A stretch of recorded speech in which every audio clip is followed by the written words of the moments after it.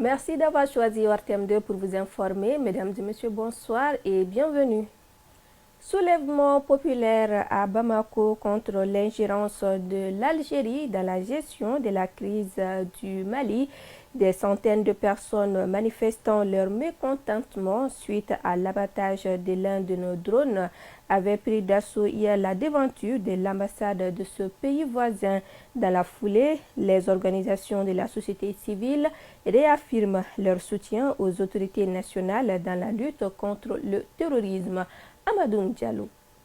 Mobilisation générale à Bamako ce mardi 8 avril 2025 devant l'ambassade de l'Algérie. Cette manifestation fait suite à la destruction d'un drone des forces armées maliennes dans la nuit du 31 mars au 1er avril 2025 à Tinzaouaten. Un acte que le peuple malien considère comme une agression. Et je pense que cette agression prouve que l'Algérie a choisi son camp.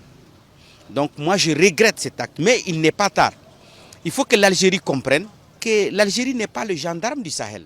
Je pense que c'est vraiment dommageable. Dommageable dans la mesure que les relations qui lient le Mali à l'Algérie ne doivent pas être dans cette mesure-là. Les positions prises par l'Algérie ne sont pas une position acceptable. Je pense que pour éviter toute confusion entre le Mali et l'Algérie, ils doivent s'asseoir et parler entre eux pour éviter les guerres et autres là. Parce que ce sont des pays voisins. Donc, je pense que la meilleure solution, c'est la communication. À travers cette mobilisation, les Maliens ont exprimé leur soutien indéfectible aux forces armées maliennes et aux plus hautes autorités du pays dans leur mission de reconquête de l'intégralité du territoire national. Les manifestants ont réaffirmé leur engagement à défendre la souveraineté du Mali face à toute forme d'agression extérieure. Et ce qui nous unit, c'est le Mali. Alors tout acte d'agression venant de l'extérieur ou de l'intérieur qui peut porter atteinte à la souveraineté de ce pays, et souveraineté territoriale et souveraineté morale, est vaillamment condamné. Le Mali, c'est notre patrimoine commun. Nous n'accepterons pas qu'il y ait un acte allant dans ce sens pour déstabiliser ce pays-là. C'est un message de soutien à l'endroit de nos autorités et nous préconisons toujours le dialogue. Nous pensons que les liens entre l'Algérie et le Mali sont des liens séculaires. L'Algérie n'avait pas compris. Je pense qu'ils ont compris, mais ils sont restés dans le jeu de ces impérialistes. Parce qu'au moment des indépendances, le Mali, l'Algérie sait très bien ce que le Mali a fait pour l'aider à se démasquer de ses colonisateurs. Les organisations de la société civile et politique du pays exhortent les autorités maliennes à mener des recours diplomatiques et juridiques pour faire toute la lumière sur cet incident malheureux afin de protéger l'intégrité du Mali et de faire respecter ses droits sur la scène internationale. Je pense que le Mali et l'Algérie ne sont pas en guerre. Donc bombarder délibérément un drone malien, soi-disant que ça violer votre espace aérien, n'est pas normal dans les relations diplomatiques lorsque vous n'êtes pas en guerre avec une nation. Donc je pense que c'est regrettable. Mais jusqu'à présent, j'exhorte à l'Algérie la retenue. Parce que le Mali, dans toute son histoire de rébellion, depuis le 6 janvier 1991, le Mali a toujours déposé sa confiance sur l'Algérie pour la médiation de nos crises. Puisque nous sommes des pays frontaliers, nous sommes des voisins depuis des millénaires. Donc à cause des personnes étrangères ou d'un pays étranger, il ne faut pas qu'il y ait une sorte de tension entre nous qui peut causer vraiment des choses regrettables parce que personne ne souhaite la guerre. Maintenant, quand tu t'attaques quand même à un drone de surveillance ou un drone d'attaque d'un pays sur son propre territoire, ça veut dire qu'il y a quelque chose que tu casses. Le Mali est dans une organisation qui est AES, donc 3 pays. Et tous ces 3 pays font des pays frères à Algérie. Donc je pense qu'ils doivent essayer de revoir, de ne pas se donner à ces actes pour ne pas poser des choses qui peuvent être regrettables pour nous tous. Nous sommes tous d'abord des Africains. Donc on doit être ensemble. Cette mobilisation démontre la solidarité du peuple malien envers ses forces armées et ses autorités. Dans un contexte de tensions croissantes, le Mali entend faire entendre sa voix sur la scène internationale et préserver son intégrité à tout prix. 14 millions de francs CFA, c'est le montant d'un lot d'équipements que la mairie du district de Bamako vient d'offrir à 3 établissements secondaires généraux de la capitale.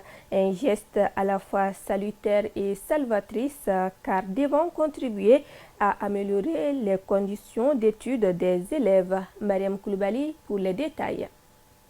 14 573 000 francs CFA, c'est le montant investi par la délégation spéciale de la mairie du district de Bamako pour mettre à disposition des tables bancs et chaises à 3 lycées de la capitale. En effet, le manque de ces équipements se faisait ressentir dans ces établissements et cette remise est une réponse aux nombreuses sollicitations effectuées.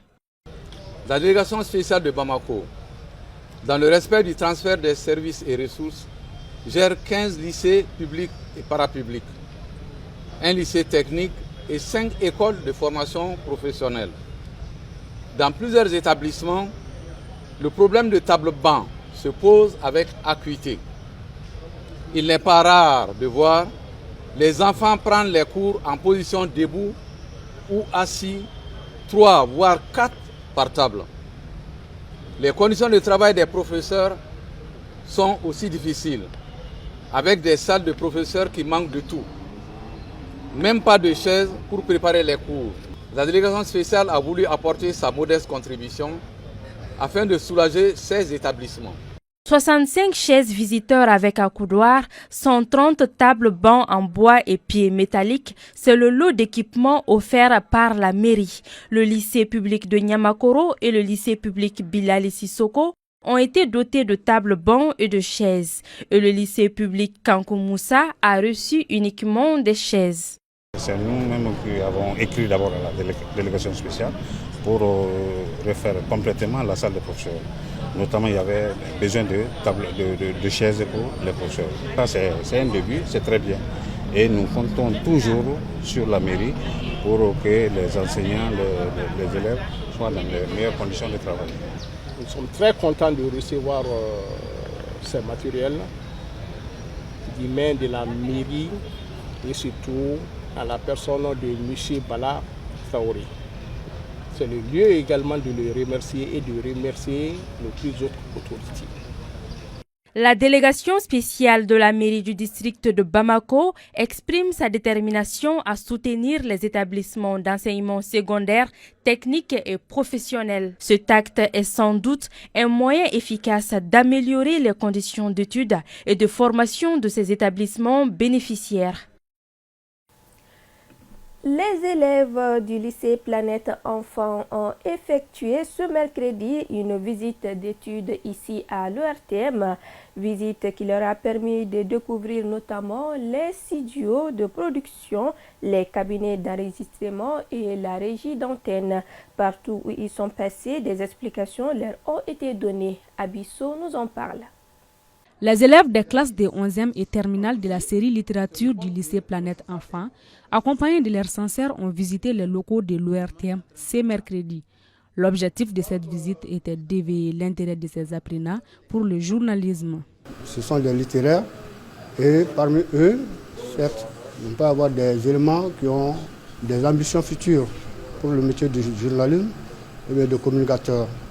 Donc si on les amène pour qu'ils viennent s'imprégner de certaines réalités, donc nous pensons que vraiment c'est une bonne chose pour eux. Durant cette visite, des explications détaillées ont été fournies sur le fonctionnement des studios de l'ORTM ainsi que sur les différentes composantes de la régie. D'accord. Donc, raison pour laquelle on va dissocier le son et l'image. À l'issue de cette visite, les élèves du lycée Planète Enfants sont repartis satisfaits. Ce que j'ai compris au cours de cette visite, c'est que le métier de journaliste est un métier complexe. Genre ce qu'on voit à la maison, ce n'est pas exactement ce qui est en réalité. Par exemple, quand on est chez nous, on voit seulement que l'animateur, seulement la personne qui est mise en lumière par les caméras. Mais après cette visite, je vois que c'est un travail ardu. Les techniciens ont leur rôle à jouer ainsi que les rédacteurs, tout. Donc chacun a sa part des choses à faire et chacun a un rôle très important. J'ai compris beaucoup de choses, y compris le bon fonctionnement de la radio et de la télévision, de la manière dont ils travaillent. C'est vraiment un travail d'équipe qu'ils font ici. Par la suite, les élèves ont exploré les studios d'enregistrement de la chaîne nationale ainsi que de la chaîne 2. Ces élèves repartent désormais mieux informés sur le travail des professionnels des médias. C'est ce qu'il fallait retenir de cette édition. Grand merci à vous de nous avoir suivis. Très bonne suite de nos programmes.